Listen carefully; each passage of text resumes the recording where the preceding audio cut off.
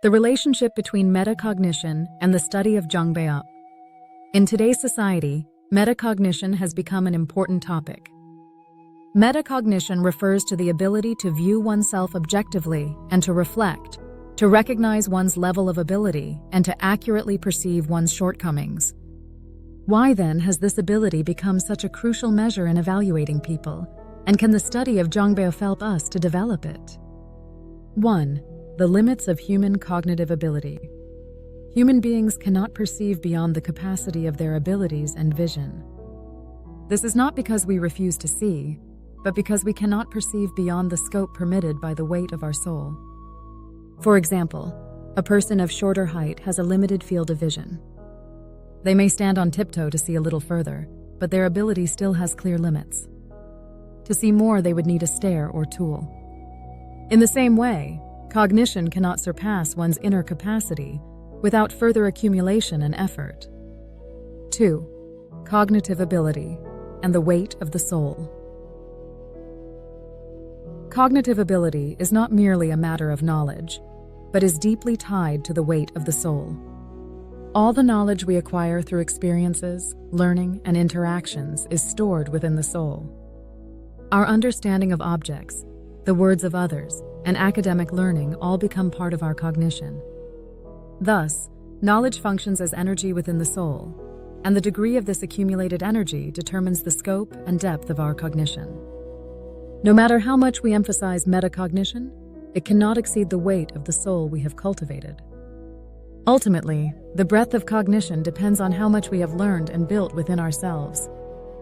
3. Imagination and the stage of creation. Cognition is closely connected to imagination. Once cognition reaches a certain level, imagination unfolds. Imagination does not remain mere thought, but can lead to works of art or new creations.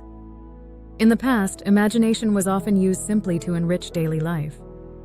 Today, however, imagination itself can become tangible achievements and social contributions. Yet imagination alone is not enough.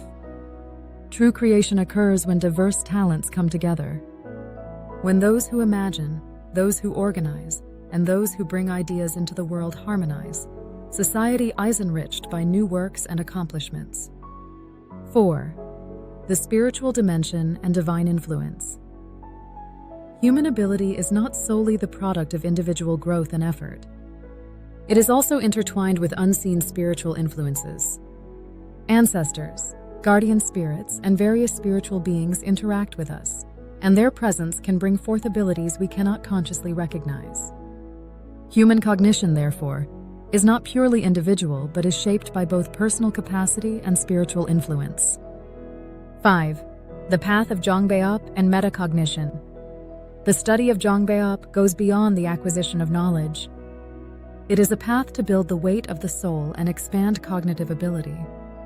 Only by learning correctly and cultivating true ability can deeper awareness and reflection become possible. Without this foundation, attempts to forcefully expand metacognition cannot succeed. Thus, the study of Jeongbeop provides the fundamental ground for nurturing the soul's weight, enabling proper cognition, and ultimately allowing imagination and creation to flourish. This is precisely where metacognition and Jeongbeop meet. Conclusion. Metacognition is not simply a technique of self-reflection. It is a capacity that can only operate within the limits permitted by the soul's weight. To attain higher levels of cognition, one must continue to learn and cultivate ability, thereby advancing into imagination and creation. The study of Jeongbeop is the path that most rightly guides this process.